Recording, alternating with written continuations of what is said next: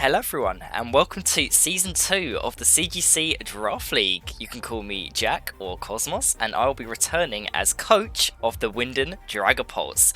I guess I'll be trying to defend my title as well, because despite the unfinished season we had, I did by technicality get first place by going completely undefeated in sets.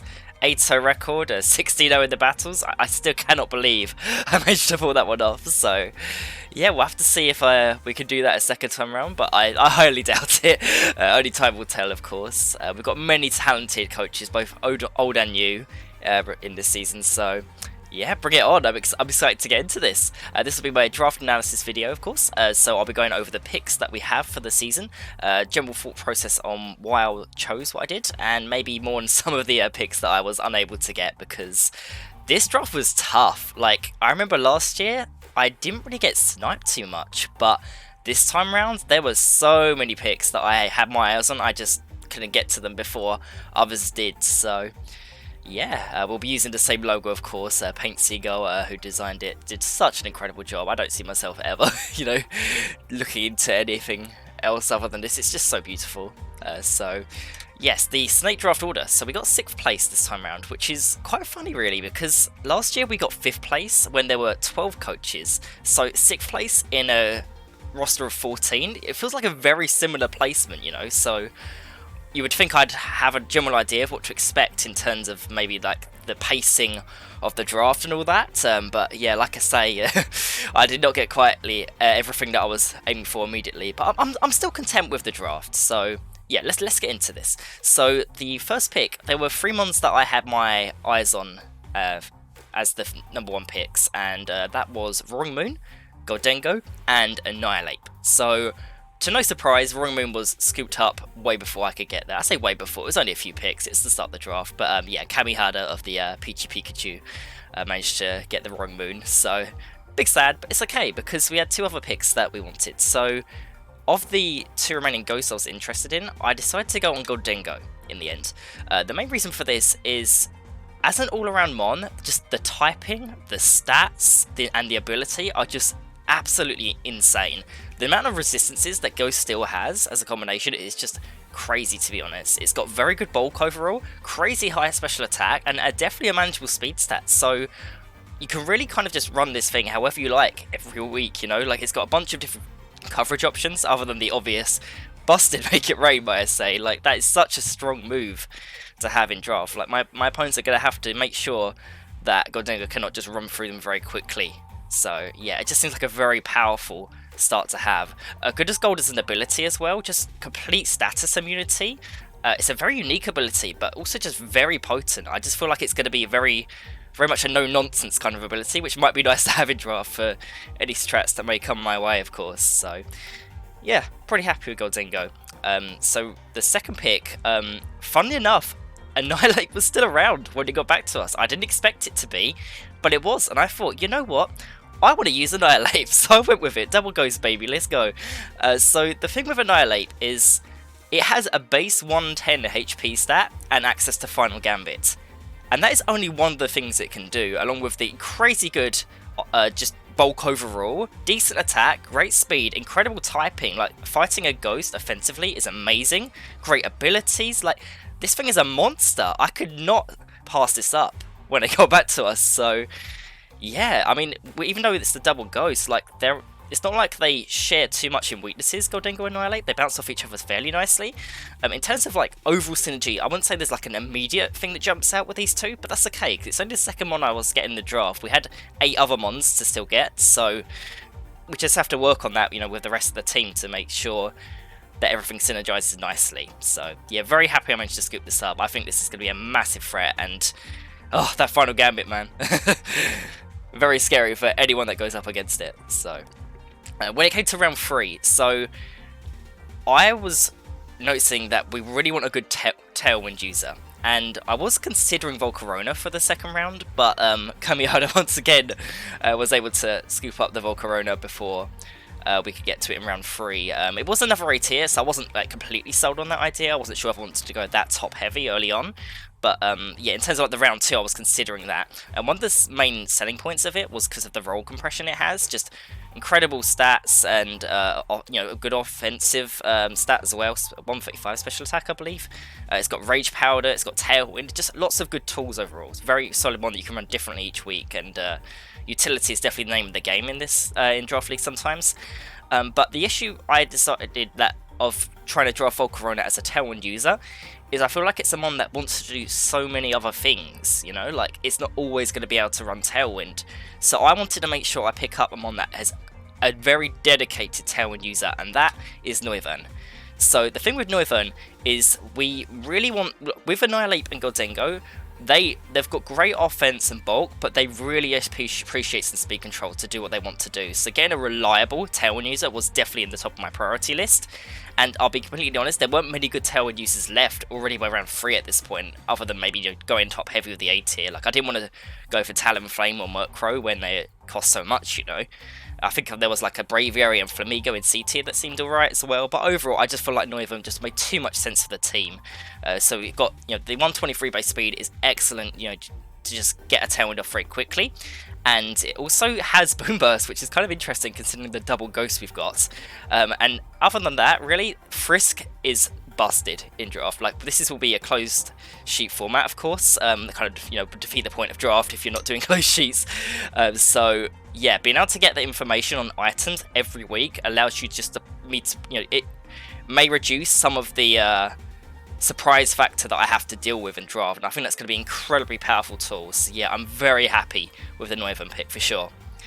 Round 4, so a bit of context in round 4. I was really hoping to get Sandy Shocks for this team, but unfortunately Grachet of the Windy City Whimsies scooped it up at the end of round 3 before we could get to it. I was so tempted to do it in round 3, but I just realised that if we missed Wyndon, then it might be very detrimental to our draft. So yeah, really sad about that, because I'll be honest, like there weren't really any other Paradox ones that I was interested in. All the Paradox ones are either A or B tier, and we're just as a fun rule, we could only have to have one Paradox one per team, and any other of the B tier Paradox ones left, I just wasn't interested in for the typings I had, and well, looking for the team to go. Sandy Shocks just fits such a beautiful kind of role, and unfortunately that was gone, so we had to look elsewhere for round 4, but we decided to go on Gardevoir in the end. There weren't many good fairies left, so I decided that it'd be good to pick that up now, and I was right, because I think it was Florges that went soon after this as well, once again by Kamehada, and I'm glad I took it what I did, because this one has a lot of good tools at its disposal. It triples the ghost weakness we've got right now, but it's okay, we're going to work on it, don't you worry. So great offensive stats, middling speed, but once again we've got some speed control already in Wyndon, so that's nice to have. And Gardevoir just got so much coverage and options it can do. Like other than its own stabs, it's got Mystical Fire. It actually got Aura Sphere this gen. Finally, I'm wanting that move for it for the longest time. I just feel like it makes a lot of sense, really. It's got Icy Wind for some further speed control. Being Psychic Fairy, you can maybe even play kind of the Mr. Mime role we had from last season. That'd be really fun. Maybe some Scarf Icy Wind you'll have to see. Who knows? It's also got Telepathy as well, which is another really nice addition, considering we may want to make use of Boom Burst on the Wyndon. Trace is a really fun ability as well. I think you just have a lot of fun in draft with Trace, depending on the week. So yeah, it really opens up the options for us this one. Other than that, it's got a lot of utility and Will-O-Wisp and Taunt. It gets Trick Room as well. Having Trick Room somewhere on a draft team is always nice to have. So yeah, pretty content with Gardevoir. So round 5. So now that we couldn't get Sandy Shocks, I knew I wanted to get some kind of electric type, and looking at some of the C and D tiers, I just felt like Jolteon made too much sense for our team. It's got a blisteringly fast speed stat, so that's always nice to have as well, because even though we've got Wyndon with a lot of speed and Tailwind, you don't want to have to always rely on the Tailwind to have a speedy one, of course. And outside of that, Jolteon has Pin Missile. I was looking at Pin Missile users, mainly because of Annihilate, because I would need to make sure I'm getting mons that can synergize well with the team. And for anyone that's not aware, Pin Missile, if you run a loaded dice set, it can turn into a reliable multi-hit move, and attacking your own Annihilate, which can't resist bug, which is perfect, means that you'll power up your own Rage Fist to crazy levels. So that's a nice just a tech to have. My opponents have to think about when preparing for me. Outside of that, it's just a solid all-around mon, really. Just it kind of just hits its electric attacks. Maybe even a different type, with the Terra Blast for it as well this gen. I do think the Terra benefits Jolteon quite a lot, to be honest. You never know if we could run a surprise type and just catch opponents off guard with that. So yeah, not bad at all. It's kind of like a mini Raikou in a way because of the Raikou we had last season. There's a similar resemblance in that, so I feel that's kind of neat as well. So round six was the round where I was like, I know. Well, I didn't know, but I had a feeling this mon I drafted next wouldn't get picked. I don't think it was anyone else's radar, but I knew if I lost it and I was wrong, then I would be absolutely devastated. So we had to go with the Dunsparce in the B tier. I would love to dive into the lower tiers to get a mon maybe of higher value in those kind of tiers, but no, I had to get this mon now because if you look at our team, the synergy this thing has is absolutely insane. So a normal type isn't bad by any means, especially with the triple ghost weakness. Just having immunity is really good. The stats are really nice, honestly. There's some good all-around bulk there, workable attack stats, both attack and special attack, and it may be a bit on the slower side, but that's a good thing for draft. Trying to diversify the speed tiers you have on the team is always good to have as well. Outside of that, the amount of tools this thing has is absolutely insane. It will be very hard for my opponents to predict the set I'll run each week because it gets, it's got Glare, which is nice. It can set up both Coil and Calm Mind.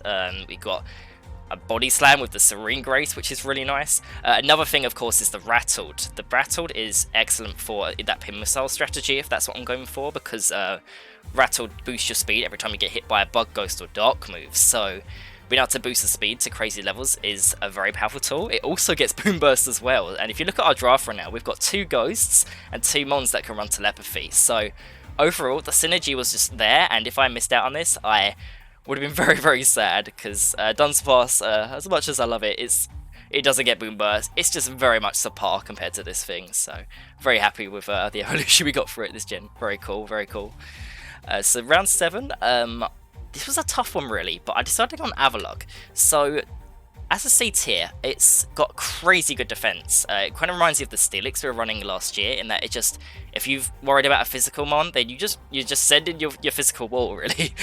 So outside of that, I was looking at White God users. I think that was the main appeal of Avalugg, to be honest, because there weren't many good White God users left in the draft, and I feel like it was really important to get one because it's just such a nice tool to have on your team. It also means that it's one less White God mon for other coaches as well, because I'll be honest, we've got quite a lot of potential spread on our team. We've got the Make It Rain and Goldengo, a lot of Boom Bursts here and there, maybe some Dazzling Gleams, some Discharges, and just taking away a White God option kind of is better for our draft as well, in case that's a strat that we are going to have to go up against, So, yeah, definitely an interesting one. I haven't really used Avalugg that much, but I'm excited to give it a go. The special defense, is definitely a weakness of it, but you can patch that up with some investment, I'm sure. It's also got very low speed, which would be nice to make use of if we're going up against opposing Trick Room, or making use of our own with Gardevoir. Again, we're just diversifying the speed tiers, trying to cover all grounds. I'm really happy with this one. The abilities are probably not... I guess if you're trying to take a strong special attack, Sturdy is going to most likely be the most reliable, but I can see myself using own tempo every now and then. It depends on the week. If there's any hurricanes around, just any things that may confuse that I'm worried about, it might be a good ability to run. So yeah. So round 8, I decided to go with Skuntank in the D tier. I'll be honest, I think we're one of the last coaches to get a D tier. And I was really happy this thing was still around. There were quite a few dark types I was looking at. It just made too much sense to get a dark type for draft with the amount of ghost weaknesses we were getting, and Skuntank, for the cheap D tier it was at, it just seemed like a really solid all-around mon, to be honest. The stats definitely aren't bad.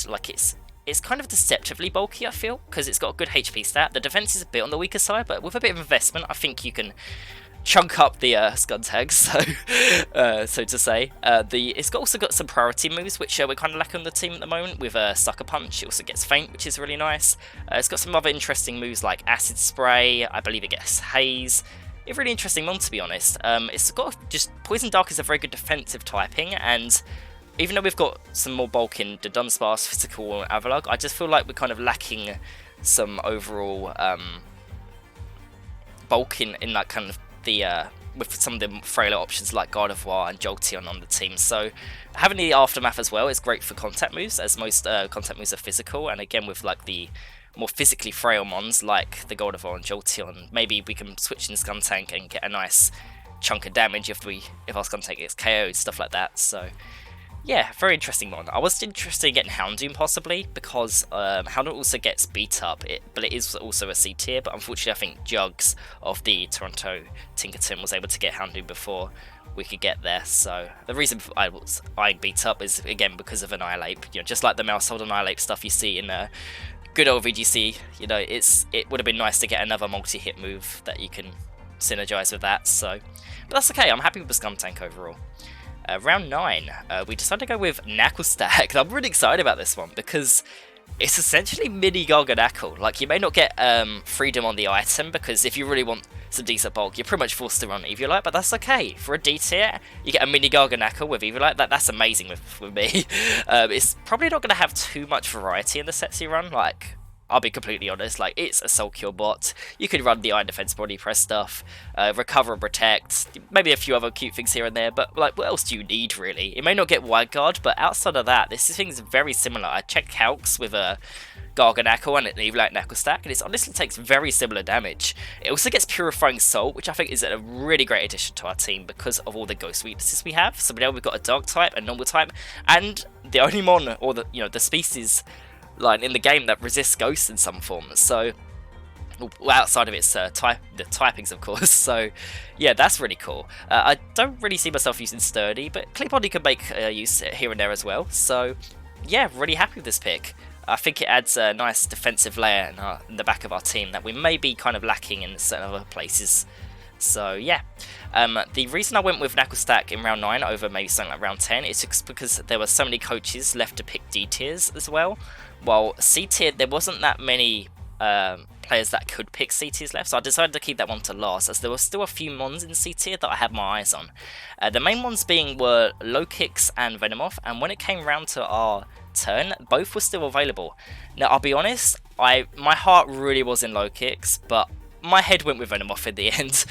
So I'll quickly go over why I was thinking about Low Kicks. It gets Tinted Lens, well they both do really, but it's also just another Dark type for the team, and with things like First Impression and Sucker Punch, I think that's a really powerful tool in Draft, especially when you don't know what Terra types can be.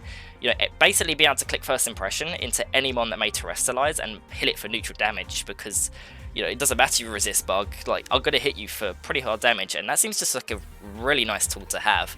But my head was in Venomoth, mainly, just because it just offers so much more. Again, the name of the game with Draft is trying to get utility, and I feel like Venomoth adds a nice bit of pressure to the team. There's a lot of different things it can do. It can run Sleep Powder, which is nice to have. You've got Quiver Dance if you're looking for some setup. Some decent coverage overall. You've got Bug Buzz, Sludge Bomb. I say coverage. You can run coverage of all sorts in this gem because of Terra Blast, but Shield Dust is also excellent ability. You'll be able to be immune to fake, well, I say immune, you can still take damage, but immune to the effects of Fake Out and Snarl is really great. This is the what's the item called? I'm trying to remember what it is this gen. It's the Covert Cloak, there we go. This is like the origins of the Covert Cloak. You could call it the Freeze and Flinch immunity as well. So yeah, I think that will come in handy a lot, as well as Tinted Lens just being such a powerful ability, kind of for the reasons I was talking about Low Kicks. So it just made sense to go Venomoth in the end. So yeah, hopefully it will win my heart this season as well. I believe that is everything though. So yeah, here's the draft. We've got a lot of our mons on the good old table. I think that looks amazing. I'm so glad Richie put those on there. I rearranged them slightly in, but like, oh god, it looks so good. It's so funny. Yeah, I'm really excited for this draft. I really hope you enjoyed my general thoughts on the team, and I'm really excited to get into the season. Our week 1 match is going to be against Jugs of the Toronto Tinkerton, and that's going to be a really interesting match. I believe Jugs hasn't actually played any VGC before, so yeah, massive props to him for jumping into a draft league like this. Should be an exciting time. I'll quickly go into the divisions as well, because we decided to split into 2 divisions this season. The main reason for that is just because with 14 players, trying to do 13 weeks of draft, it's going to be exhausting for everyone. That's a long time to commit to doing Draft League, so shortening the season a little bit is nice. So we'll have, I believe, 7 weeks of battles, and then we'll have a top 8 cut, 4 from each of the divisions. So we are part of the Naranjal division. I may be a Violet player, but we'll scoop into the Scarlet vibes for now, you know? So yeah. Thank you very much for watching, everyone, and I hope to see you during the season for our matches. I'll be doing a team builder as well for each of the matches, so if you want to catch some of the real sweaty force for each of the week and such, I highly recommend checking those out. We'll do a brief rundown in the battles themselves as well of what we're running, so you know, if you can't see those, then you know, don't worry too much. But yeah, I'll be seeing you about, hopefully. Take care.